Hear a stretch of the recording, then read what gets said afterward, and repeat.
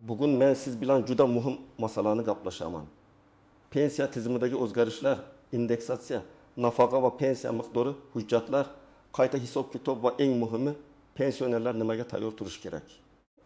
Bu mavzu faqat bugun pensiya olayotgan insonlarga emas, balki ota-onasi, buvisi, bobosi, turmush o'rtoq yoki yaqin qarindosh pensiyada bo'lgan har bir oilaga tegishli. Chunki bitta noto'g'ri tushuncha, bitta kech topshirilgan hujjat yoki bitta e'tiborsiz qoldirilgan ariza sababli odam o'ziga tegishli pulni vaqtida ola olmay qolishi mumkin. Shuning uchun videoni oxirigacha diqqat bilan ko'ring. Men hammasini oddiy tilda tushuntirib beraman. Avval qanday edi? Hozir nima o'zgarishi mumkin? Indeksatsiya nimani anglatadi? Kim xavotir olishi kerak? Kim xotirjam bo'lishi mumkin?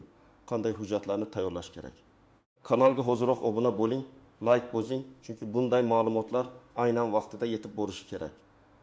Men bu mavzuni shu uchun emas, amaliy foyda uchun tushuntiryapman. Avval pensiya masalasida ko'pchilikning fikri oddiy edi. Yoshim yetdi, mehnat stajim bor, hujjat topshiraman. Keyin har oy pensiya keladi. Ko'pchilik shundan keyin pensiya miqdori qanday hisoblangani chuqur tekshirmagan. Kimdir ish staji to'liq kiritilganmi? Kimdir oylik maoshi to'g'ri olinganmi? Kimdir qo'shimcha to'lovlar hisobga olinganmi? Bunga e'tibor bermagan. Natijada ayrim pensionerlar yillar davomida o'ziga tegishli bo'lgan yuqoriroq pensiyani olmay kelgan holatlar uchraydi. Endi vaziyat asta-sekin o'zgaryapti. Pensiya tizimida raqamlashtirish kuchaymoqda, ma'lumotlar elektron bazalar orqali tekshirilmoqda, ish staji, sug'urta badallari, ish haqi, rasmiy bandlik davrlari aniqroq ko'rilmoqda. Bu yaxshi tomoni, odam hujjat ortidan kamroq yurishi, ayrim ma'lumotlar avtomatik chiqishi mumkin. Lekin ikkinchi tomoni ham bor. Agar eski davrdagi ish joyingiz bo'yicha ma'lumot bazada yo'q bo'lsa, arxiv hujjatlari topilmasa, mehnat daftarchasida xato bo'lsa yoki ish haqi haqidagi ma'lumotnoma noto'g'ri rasmiylashtirilgan bo'lsa, pensiya hisobida muammo chiqishi mumkin. Indeksatsiya degani esa oddiy qilib aytganda pensiya va nafaqalarning narxlar o'sishi, iqtisodiy sharoit va davlat belgilagan ko'rsatkichlarga qarab oshirib borishdir. Masalan, oziq-ovqat, dori-darmon, kommunal to'lovlar va kundalik xarajatlar oshsa, pensiya miqdori ham ma'lum vaqtda oshirilishi kerak. Lekin bu yerda juda muhim jihat bor. Hammaning pensiyasi bir xil summaga yoki bir xil natija bilan oshadi deb o'ylash xato. Kimning bazaviy miqdori boshqacha, kimning ustamasi bor, kimning nogironlik bo'yicha to'lovi bor, kimning qarlik pensiyasi, kimning boquvchisini yo'qotganlik pensiyasi bor. Shuning uchun har bir holat alohida ko'riladi. Oldin ko'p ishlar qog'oz hujjatlar asosida yurardi. Mehnat daftarchasi asosiy hujjat hisoblanardi. Inson qayerda ishlagan, qaysi yili kirgan, qaysi yili chiqqan, lavozimi nima bo'lgan, hammasi daftarchaga yozilgan bo'lishi kerak edi. Agar yozuv tushunarsiz bo'lsa, muhr aniq bo'lmasa, korxona nomi o'zgargan bo'lsa yoki korxona yopilib ketgan bo'lsa, odam arxiv yurishga majbur bo'lardi. Hozir esa davlat organlari ko'proq elektron ma'lumotlarga tayanmoqda. Bu degani fuqaroning rasmiy ishlagan davrlari, soliq va ijtimoiy to'lovlar, ish haqi haqidagi ayrim ma'lumotlar tizimda ko'rinishi mumkin. Lekin eski yillar, ayniqsa 1990 yillar, 2000 yillarning boshlaridagi ish joylari bo'yicha ma'lumotlar har doim ham to'liq chiqavermaydi. Men pensionerlarga aynan shuni tushuntirmoqchiman. Elektron tizim bor ekan, hammasi o'zi hal bo'ladi deb beparvo bo'lish mumkin emas. Masalan, bir ayol 30 yil maktabda ishlagan bo'lishi mumkin. Uning mehnat daftarchasida hammasi bor. Lekin ayrim yillarda maktab nomi o'zgargan, tuman bo'limi qayta tashkil etilgan, arxivdagi buyruqlar boshqa papkaga o'tgan. Agar pensiya hisoblashda 5 yil ish staji ko'rinmay qolsa, pensiya miqdori kutilgandan kam chiqishi mumkin. Bu ayol menga shuncha chiqarganda deb jim yurmasligi kerak. U o'z stajini tasdiqlovchi hujjatlarni so'rashi, ariza yozishi, qayta ko'rib chiqishni talab qilishi mumkin. Yana bir misol. Erkak kishi zavodda 25 yil ishlagan, keyin bir necha yil norasmiy ishlagan, undan keyin yana rasmiy ishga kirgan. Pensiya hisobida faqat rasmiy ish davrlari va tegishli tasdiqlangan davrlar muhim bo'ladi. Men ishlaganman, hamma biladi degan gapning o'zi yetarli emas. Tizim hujjat so'raydi. Shuning uchun odam o'z mehnat tarixini hujjat bilan isbotlab bera olishi kerak. Birinchi navbatda pensiya miqdori bir nechta omilga bog'liq. Bu yerda faqat yosh emas, balki ish staji, ish haqi, pensiya turi, imtiyozli davrlar, bolalar parvarishi davri, harbiy xizmat, nogironlik holati, boquvchisini yo'qotganlik holati kabi omillar ham hisobga olinadi. Men ko'p uchratadigan xato shuki, Odamlar qo'shnisi bilan solishtiradi. U ham men bilan bir vaqtda pensiyaga chiqqan, lekin unda ko'proq chiqyapti. Bunday solishtirish har doim ham to'g'ri emas. Chunki qo'shnining oyligi yuqoriroq bo'lgan bo'lishi mumkin, staji ko'proq bo'lishi mumkin, imtiyozli ishda ishlagan bo'lishi mumkin yoki qo'shimcha ustama olishi mumkin. Ikkinchi masala. Indeksatsiya hammaga bir xil sezilmasligi mumkin. Masalan, bir pensioner 80 ming so'm pensiya olsa, boshqasi 20 million 80 ming so'm olsa, foiz asosida oshirish bo'lsa, ikkalasining qo'liga qo'shiladigan summa farq qiladi. Onu foizlik oshirish shartli ravishda 100 ming so'mda 100 ming so'm bo'lsa, 20 millionni 100 ming so'mda 180 ming so'm bo'ladi. Shuning uchun nega unga ko'proq qo'shildi? Degan savolga javob ko'pincha bazaviy pensiya miqdoridagi farq bilan bog'liq. Uchinchi masala minimal miqdorlar. Ba'zi pensionerlarning pensiyasi belgilangan eng kam darajadan past bo'lmasligi uchun qo'shimcha to'lovlar qo'llanishi mumkin. Lekin bu ham avtomatik va hamma uchun bir xil degani emas. Pensiya turi, yashash holati, boshqa to'lovlar qonunchilikdagi shartlar hisobga olinadi. Shu sababli pensioner o'z to'lovining tarkibini bilishi kerak. Asosiy pensiya qancha, ustama qancha, kompensatsiya yoki qo'shimcha to'lov bormi? Indeksatsiyadan keyin qaysi qismi oshgan? Menimcha, birinchi navbatda ish stajida uzilishlar bo'lgan odamlar hushyor bo'lishi kerak. Masalan, bir inson 1995 yildan 1998 yilgacha bir korxonada ishlagan, keyin korxona yopilgan, keyin boshqa joyga o'tgan. Agar o'sha yopilgan korxona hujjatlari arxiga to'liq topshirilmagan bo'lsa, muammo chaqishi mumkin. Bunday odamlar mehnat daftarchasini, ishga qabul qilish va ishdan bo'shatish buyruqlari nusxasini, ish haqi ma'lumotnomalarini oldindan tekshirtirib qo'yish kerak. Ikkinchi guruh mehnat daftarchasida xato yozuvlar bor odamlar. Masalan, familiya bir joyda bitta harf bilan boshqacha yozilgan, tug'ilgan sana noto'g'ri tushgan. Korxona muhri xira, lavozim yozuvi noaniq, bo'shatish sanasi ko'rsatilmagan. Bular mayda narsa bo'lib tuyuladi, lekin pensiya hisobida katamommoga aylanishi mumkin. Ayniqsa familiyasi turmush sababli o'zgargan ayollar nikoh guvohnomasi yoki familiya o'zgarishini tasdiqlovchi hujjatni albatta saqlash kerak. Uchinchi guruh avval pensiyaga chiqqan, lekin pensiyasi kam chiqqaniga shubha qilayotganlar. Agar siz 25-20 yil oldin pensiyaga chiqqan bo'lsangiz va o'sha vaqtda hujjatlaringiz to'liq tekshirilmagan bo'lsa, bugun qayta hisob kitob imkoniyatlarini o'rganish foydali bo'lishi mumkin. Men hamma qayta hisoblatib oladi va pensiyasi oshadi demayman. Bunday va'da berish noto'g'ri. Lekin agar hujjatda ilgari hisobga olinmagan staj yoki ish haqi davri aniqlansa, masala ko'rib chiqilishi mumkin. 4-guruh pensiya yoshiga yaqinlashayotganlar. Men ularga alohida aytaman. Pensiya yoshiga yetgandan keyin hujjat yig'ishni boshlamang. Kamida 1 yil oldin tekshirishni boshlang. Mehnat daftarchasi qayerda? Undagi yozuvlar to'g'rimi? Eski ish joylaringizning hujjatlari qayerda? Arxiv manzili bormi? Ish haqi ma'lumotnomasi olinadimi? Bularni oldindan biling. Chunki pensiya yoshiga yetganingizdan keyin bir hujjat yetishmasa, vaqt ketadi, asab ketadi. Ba'zan esa to'lov kechikishi mumkin. Agar sizning barcha ish davrlaringiz rasmiy bo'lgan bo'lsa, mehnat daftarchangiz toza va aniq yuritilgan bo'lsa, elektron bazalarda ish stajingiz ko'rinayotgan bo'lsa, pensiya tayinlanganda barcha hujjatlar to'liq topshirilgan bo'lsa, unda ortiqcha vahima qilish shart emas. Lekin xotirjam bo'lish, beparvo bo'lish degani emas. Har bir indeksatsiyadan keyin kelayotgan pul miqdorini tekshirib boring, bank kartangizga tushgan summani yozib boring, SMS xabarlarini saqlang. Agar farq sezsangiz, darhol aniqlashtiring. Yana shuni aytaman. Agar pensiyangiz belgilangan tartibda kelayotgan bo'lsa, hujjatlaringiz joyida bo'lsa, kimdir sizga reforma bo'lyapti, pensiyangiz to'xtaydi, tezda pul bering, men hal qilib beraman desa, ishonmang. Pensiya masalasida firibgarlar ham ko'payishi mumkin. Ular aynan odamlarning qo'rquvidan foydalanadi. Rasmiy idoralar orqali murojaat qiling. Yozma javob oling. Hech kimga hujjatning asl nusxasini berib yubormang. Bank kartangiz parolini, SMS kodini, plastik karta raqami bilan birga maxfiy ma'lumotlarni aytmang. Keling oddiy raqamlar bilan tushuntiraman. Masalan, bir pensionerning pensiyasi 20 million 200 ming so'm. Indeksatsiya natijasida uning pensiyasi 10% ga oshirilsa, yangi miqdor 20 million 320 ming so'm bo'ladi. Ya'ni 1020 ming so'm qo'shiladi. Lekin agar shu odamning pensiyasi tarkibida alohida ustamalar bo'lsa, har bir qism alohida tartibda hisoblanishi mumkin. Shuning uchun yakuniy summa oddiy kalkulyatorda hisob bilan bir xil chiqmasligi ehtimoli bor. Ikkinchi misol.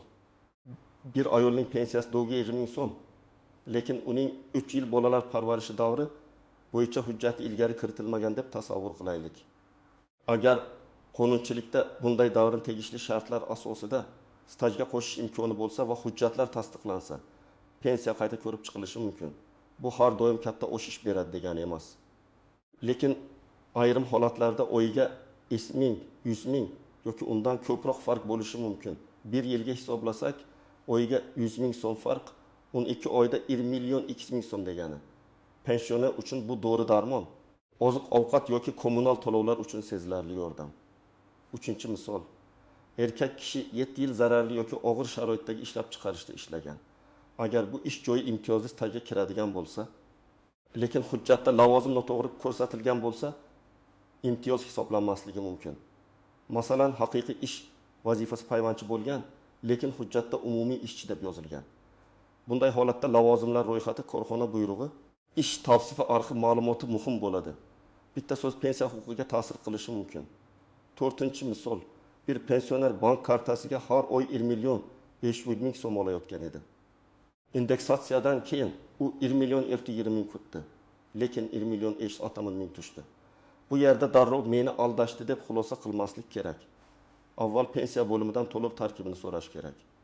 Ehtimol ayrim qo'shimcha to'lov indeksatsiyaga kirmagan bo'lishi mumkin. Ehtimol ushlab qolish bor. Ehtimol bank yoki to'lov sanasi bilan bog'liq farq bor. Lekin bu holatni tekshirish shart, chunki xato ham bo'lishi mumkin. Pensiya tizimida eng ko'p tushunmovchilik chiqaradigan joylardan biri bu hamma uchun bir xil qo'ydi degan fikr. Aslida pensiya turi har xil. Qarilik pensiyasi bor, nogironlik pensiyasi bor, boquvchisini yo'qotganlik pensiyasi bor. Ijtimoiy nafaqalar bor. Har birining sharti, hisoblash tartibi va hujjati farq qiladi. Shuning uchun qo'shnining holatini o'zingizga to'liq ko'chirish mumkin emas. Yana bir nozik masala rasmiy ishlagan davrlar. Ko'p odamlar bozor, qurilish, xizmat ko'rsatish yoki boshqa sohalarda yillar davomida ishlagan, lekin rasmiy shartnoma bo'lmagan. Afsuski, pensiya hisobida hujjat bilan tasdiqlanmagan davrni isbotlash juda qiyin. Ustam meni taniydi, brigadir biladi. Mahallada hamma biladi degan gaplar ko'pincha yetarli bo'lmaydi. Shuning uchun hali pensiyaga chiqmaganlar uchun xulosa juda aniq. Rasmiy ishlash, mehnat shartnomasi, soliq va ijtimoiy to'lovlar kelajakdagi pensiya uchun juda muhim. Ayollar uchun yana bir muhim jihat bor. Bola parvarishi davrlari dekret ta'tili, ishdagi tanaffuslar hujjat bilan tasdiqlanishi kerak. Agar familiya o'zgargan bo'lsa, tug'ilganlik guvohnomalari, nikoh guvohnomasi, ish joyidan buyruqlar saqlanishi kerak. Ko'p hollarda ayol kishi men hammasini topshirganman deb o'ylaydi, lekin hujjatlar orasida aynan familiya o'zgarishini bog'laydigan ma'lumot yetishmaydi. Natijada tizim bir odamni boshqa odam deb ko'rishi mumkin. Nogironligi bo'lgan fuqarolar bo'yicha ham alohida e'tibor kerak. Nogironlik guruhi muddati, tibbiy mehnat ekspertiza xulosasi, qayta ko'rik sanasi, qo'shimcha parvarish ehtiyoji bo'yicha hujjatlar pensiya va nafaqa miqdoriga ta'sir qilishi mumkin. Agar qayta ko'rik muddati o'tib ketsa yoki hujjat yangilanmasa, to'lovlarda uzilish bo'lishi mumkin. Shuning uchun bunday oilalarda kalendar yuritish kerak. Qaysi hujjat qachon tugaydi? Qachon qayta ko'rik, qaysi idoraga borish kerak? Boquvchisini yo'qotganlik pensiyasida ham yosh, o'qish holati qaramog'ida bo'lganlik, oila tarkibi kabi masalalar muhim. Masalan, bola kunduzgi ta'limda o'qiyotgan bo'lsa, ayrim shartlarda to'lov davom etishi mumkin, lekin o'qish haqida ma'lumotnoma vaqtida topshirilmasa, to'lov to'xtashi yoki kechikishi ehtimoli bor. Bunday holatda har yili o'quv muassasasidan ma'lumotnoma olishni unutmaslik kerak. Endi eng muhim qismga o'tamiz. Siz nima qilishingiz kerak? Birinchi qadam, barcha hujjatlaringizni bir joyga yig'ing. Pasport yoki ID karta, JSHSHIR, mehnat daftarchasi, diplom, harbiy bilet, nikoh guvohnomasi, ajrim bo'lsa tegishli hujjat, farzandlarning tug'ilganlik guvohnomalari, nogironlik bo'yicha tibbiy xulosalar, ish haqi ma'lumotnomalari, arxiv ma'lumotlari, bank karta rekvizitlari. Hujjatlarni oddiy papkaga solib, asl nusxalar va ko'chirmalarni alohida tartibda saqlang. Ikkinchi qadam, mehnat daftarchangizni tekshiring. Har bir ish joyida ishga kirgan sana, ishdan chiqqan sana, buyruq raqami, tashkilot muhri va imzo bor yo'qligini ko'ring. Familiya, ism, otasining ismi pasportdagi ma'lumot bilan mos keladimi? Tug'ilgan sana to'g'rimi? Tuzatishlar qonuniy rasmiylashtirilganmi? Shularni tekshiring. Agar biror joyda xato ko'rsangiz, uni e'tiborsiz qoldirmang. 3-qadam, eski ish joylaringiz ro'yxatini tuzing. Qaysi yillarda qayerda ishlagansiz, tashkilot nomi o'sha paytda qanday edi? Hozir mavjudmi yoki yopilganmi? Qaysi tumanda joylashgan edi? Rahbar yoki kadrlar bo'limi bo'lganmi? Agar korxona yopilgan bo'lsa, uning hujjatlari qaysi arxivga topshirilganini aniqlash kerak. Buning uchun tuman arxivi, viloyat arxivi yoki tegishli tashkilot o'risiga murojaat qilinadi. 4-qadam, pensiya bo'limiga yoki davlat xizmatlari orqali murojaat qilganda og'zaki gap bilan cheklanib qolmang. Ariza yozing. Arizada aniq yozing. Pensiya hisob kitobini tekshirib berishingizni so'rayman. Falon yillardagi ish stajim hisobga olingan, olinmaganini aniqlab berishingizni so'rayman. Pensiya miqdorining tarkibi bo'yicha yozma ma'lumot berishingizni so'rayman. Yozma murojaat bo'lsa, unga yozma javob berilishi kerak. Bu keyingi bosqichda sizga dalil bo'ladi. 5-qadam, pensiya kartangizga tushayotgan pullarni nazorat qiling. Har oy qancha tushganini yozib boring. Indeksatsiyadan oldingi miqdor va keyingi miqdorni solishtiring. Agar farq tushunarsiz bo'lsa, bankdan yoki pensiya to'lovini amalga oshiruvchi tashkilotdan ma'lumot oling. Ba'zan odam pul kam tushdi deb o'ylaydi. Aslida oldingi oyda qo'shimcha to'lov bo'lgan, keyingi oyda bo'lmagan. Ba'zan esa aksincha haqiqiy xato bo'ladi. Tekshirmasangiz bilmaysiz. 6-qadam, ishonchli manbalardan foydalaning. Rasmiy qarorlar, prezident farmonlari, hukumat qarorlari, pensiya jamg'armasi yoki mas'ul idoralarning rasmiy xabarlari asosiy manba bo'lishi kerak. Telegramdagi noma'lum kanallar, hammani pensiyasi 2 barobar bo'ladi yoki pensiya to'xtaydi degan vahimali xabarlar ko'pincha odamni chalg'itadi. Men ekspert sifatida doim shuni aytaman. Avval rasmiy hujjatni ko'ring, keyin xulosa qiling. 7-qadam. Agar sizning huquqingiz buzilgan deb hisoblasangiz, bosqichma-bosqich harakat qiling. Avval tuman pensiya bo'limiga murojaat qiling. Javob qoniqtirmasa, yuqori turuvchi tashkilotga yozing. Zarur bo'lsa, davlat xizmatlari markazi, xalq qabulxonasi yoki sud tartibida murojaat qilish imkoniyatlarini o'rganing. Lekin har bir bosqichda hujjat, ariza nusxasi, javob xati, sana va raqamlarni saqlang. Men borgan edim, gaplashgan edim degan holatni isbotlash qiyin. Yozma hujjat esa kuchli dalil. Indeksatsiya haqida gapirganda men faqat pensiya oshadi degan tomonni emas, real hayotdagi xarajatlarni ham ko'rish kerak deb hisoblayman. Pensionerning asosiy xarajatlari odatda oziq-ovqat, dori-darmon, kommunal to'lovlar, transport, ayrim hollarda nabiralarga yordam, uy ta'miri yoki davolanish bilan bog'liq. Agar pensiya 1000 so'mga oshsa bu yaxshi, lekin dorilar bir oyda 1000 so'mga qimmatlashsa, odam buni darrov sezadi. Shuning uchun indeksatsiya darajasi hayotdagi narxlar bilan bog'liq baholanadi. Pensionerlar uchun amaliy maslahat: har oy xarajat daftari yuriting. Qancha pensiya tushdi? Qancha oziq-ovqatga ketdi? Qancha doriga? Qancha kommunalga? Qancha qarz yoki yordamga? Bu oddiy ko'rinadi, lekin juda foydali. Chunki siz pul qayerga ketayotganini bilsangiz, qaysi xarajatni kamaytirish, qaysi yordam yoki imtiyozdan foydalanish mumkinligini ko'rasiz. Masalan, ayrim hududlarda yolg'iz keksalar, nogironligi bo'lgan shaxslar yoki kam ta'minlangan oilalar uchun ijtimoiy yordam turlari bo'lishi mumkin. Buni mahalla yoki ijtimoiy xizmat organlaridan aniqlash kerak. Yana bir muhim maslahat: dori-darmon bo'yicha shifokor bilan maslahatlashmasdan o'zingizcha arzon yoki qimmat doriga o'tmang. Pensiya oshishi bilan ayrimlar endi yaxshiroq dori olaman deb, boshqalar esa pul yetmayapti deb davolanishni to'xtatadi. Ikkalasi ham xavfli bo'lishi mumkin. Tibbiy masalada shifokor tavsiyasi birinchi o'rinda turadi. Moliyaviy tomondan esa oilaviy budjetni oldindan rejalash kerak. Pensiya islohoti, indeksatsiya, qayta hisob-kitob degan mavzular chiqqanda firibgarlar ham faollashadi. Ular telefon qilib, pensiyangiz oshiriladi, kartangizga kod keldi, ayting deyishi mumkin. Yoki hujjatingizda muammo bor, pul bersangiz hal qilaman deyishi mumkin. Yana bir yangi ro'yxatga kiritish kerak, bo'lmasa pensiya to'xtaydi deb qo'rqitadi. Bularning barchasiga juda ehtiyot bo'ling. Men aniq aytaman, hech qachon telefon orqali SMS kodini aytmang. Hech kimga bank kartangiz PIN kodini bermang. Pasport nusxasini ham har kimga yubormang. Hujjat topshirish kerak bo'lsa, rasmiy idoraga boring yoki rasmiy elektron xizmatdan foydalaning. Agar kimdir o'zini xodim deb tanishtirsa, uning ism, familiyasi, lavozimi, qaysi tashkilotdanligini so'rang Tashkilotning rasmiy telefon raqamiga o'zingiz qo'ng'iroq qilib tekshiring. Men yosh farzandlar va nabirlarga ham murojaat qilaman. Ota-onangiz yoki bobo-buvingiz pensiya masalasini har doim ham tushunmasligi mumkin.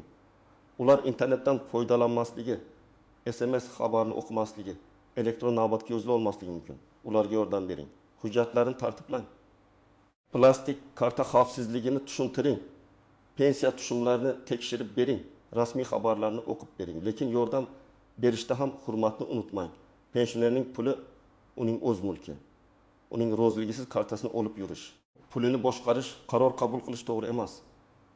Eng yaxshi yo'l tushuntirish, birga tekshirish, kerak bo'lsa birga idoraga borish. Oilada moliyaviy masala ochiq va hurmat bilan hal qilinsa, pensioner ham o'zini himoyalangan his qiladi. Ko'pchilik so'raydi, pensiyani qayta hisoblatish mumkinmi? Men buni shunday tushuntiraman. Agar sizda yangi hujjat paydo bo'lsa, ilgari hisobga olinmagan ish staji yoki ish haqi davri bo'yicha tasdiq bo'lsa, pensiya tayinlashda xatolik bo'lgan deb hisoblasangiz murojaat qilish mumkin. Lekin har bir murojaat avtomatik ravishda pensiya oshadi degani emas. Mutaxassislar hujjatni ko'radi, qonunchilikka solishtiradi. Asos bo'lsa qayta hisoblaydi, asos bo'lmasa rad javobi beradi. Shu yerda muhim jihat, rad javobi ham foydali bo'lishi mumkin agar u yozma va asosli bo'lsa. Chunki siz unda nima yetishmayotganini ko'rasiz. Masalan, falon yillardagi ish haqi ma'lumotnomasi talab etiladi yoki arxiv tasdig'i kerak deyilishi mumkin. Shundan keyin siz aniq qaysi hujjatni izlashni bilasiz. Og'zaki rad javobi esa odamni noaniqlikda qoldiradi. Yana shuni biling. Ba'zi hujjatlarni tiklash vaqt oladi. Arxivdan ma'lumot olish bir necha kun yoki haftaga cho'zilishi mumkin. Eski korxona hujjatlari topilmasligi ham mumkin. Bunday holatda guvohlar ko'rsatmasi, sud orqali faktni aniqlash kabi yo'llar ayrim vaziyatlarda ko'rib chiqilishi mumkin. Lekin bu murakkab jarayon. Shuning uchun avval oddiy va rasmiy hujjat yo'lini sinab ko'rish kerak.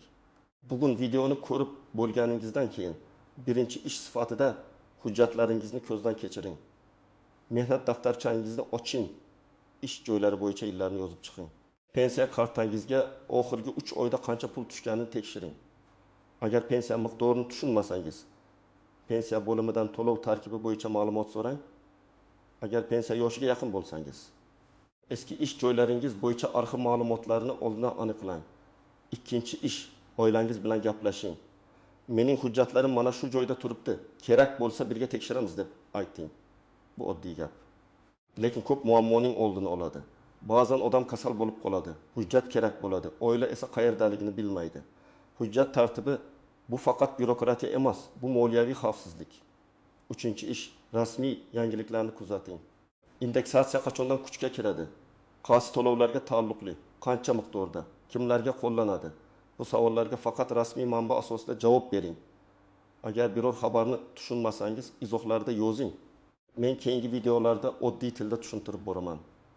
Bugungi asosiy fikr shuki, pensiya islohoti va indeksatsiya har bir pensioner uchun muhim.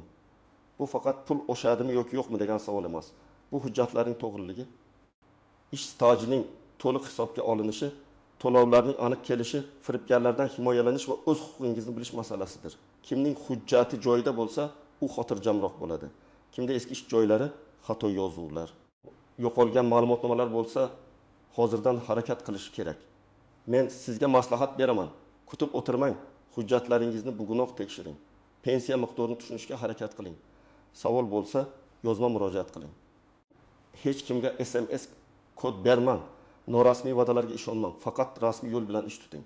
Sizning fikringiz men uchun muhim. Izohlarda yozing. Pensiyangiz indeksatsiyadan keyin oshdimi? Hujjat topshirishda muammo bo'lganmi? Qayta hisob-kitob qilishga urinib ko'rganmisiz? Like bosing. Kanalga obuna bo'ling va bu videoni ota-onangiz, qarindoshlaringiz, qo'shnilaringizga yuboring. Chunki bu ma'lumot bir kishining ham o'z haqqini vaqtida olishiga yordam bersa, demak foydasi katta.